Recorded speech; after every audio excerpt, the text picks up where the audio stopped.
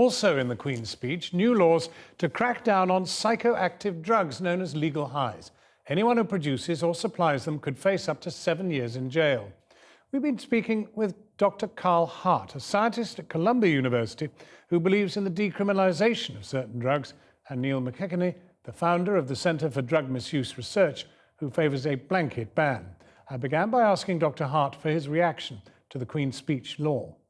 I mean, the vast majority of people who use drugs don't abuse drugs. They go to work, they are responsible citizens, and to have these blanket bans, it's an ignorant approach, really. I mean, we are, as thinking people, you figure out what the problem is, and then you precisely attack the problem.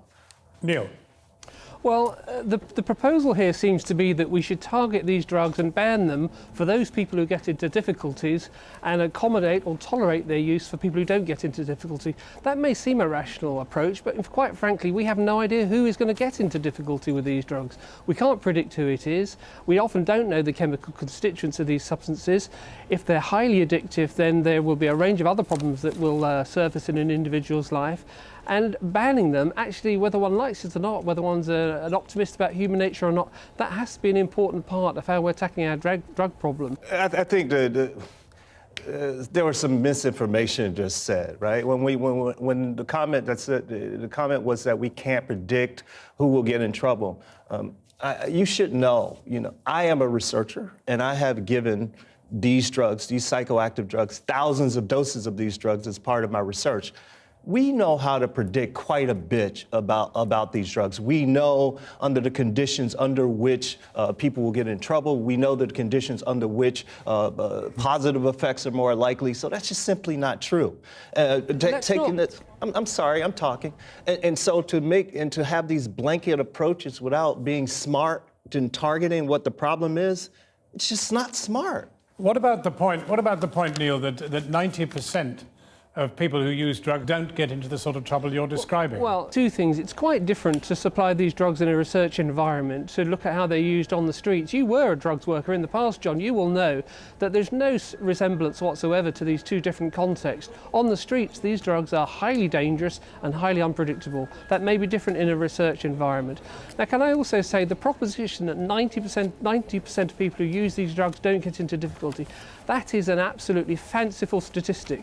I would like to see the evidence that identifies what proportion, precisely with that level of precision, of people get into difficulty. The 80–90% figure is in your book. Yes, the 80 to 90% figure is in my book. It's in statistics that have been collected worldwide, including the United States, for 50, 40 years at least. Anybody who studies drugs, they know this. This is not even controversial. And then back to the issue of the street drugs being different from the drugs that we study in the laboratory. Now, that should provide some evidence for us to look at precisely what's in the street drugs that's causing the problem. And when we think about what's in the street drugs that's causing the problem, what we will find is that the deaths are not being caused by the drugs that we already know. That's precisely my point. And so we should target those things that we are concerned about. But in terms of prison, for example, prisons are absolutely rife with drugs. People actually get turned on in prison. And under your regime, more and more people go to prison.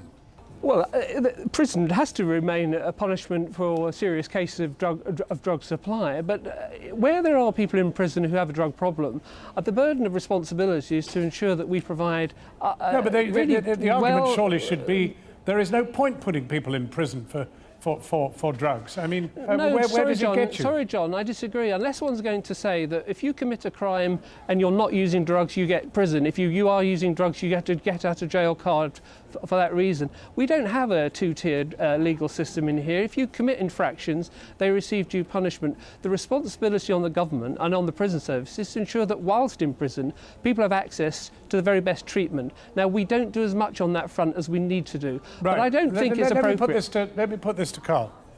Yeah, so the issue of drug enforcement being reduced there is just simply not true. I don't know if you've been reading the reports here. When we think about drug enforcement, the number of stops, for example, in this country in terms of drug enforcement, you have racial disparities and that sort of thing. Like, for example, nationwide, black people are 5 times more likely to be stopped by the police.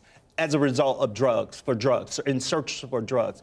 And in London itself, they're 3 times more likely to be stopped. So when we think about the way that we enforce drug laws in this country, as well as abroad, we know that these laws, for example, target various groups, and these laws are used in a way to continue to marginalize various groups. So I just don't accept your notion that we have reduced our drug enforcement. It's just simply not true.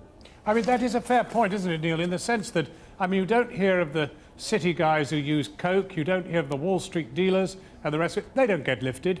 The people who get lifted are the black kids on the streets. Yes, you're not wrong in that respect. I do think that we adopt a very ill-advised tolerance of drug use in the higher echelons of society. And there is a hypocrisy there. But the resolution of that hypocrisy isn't to seek the legalisation, decriminalisation of drugs elsewhere in society. It's to actually impose the existing drug laws in a fairer, a more uniform fashion. Carl Hart and Neil McKechnie, thank you very much indeed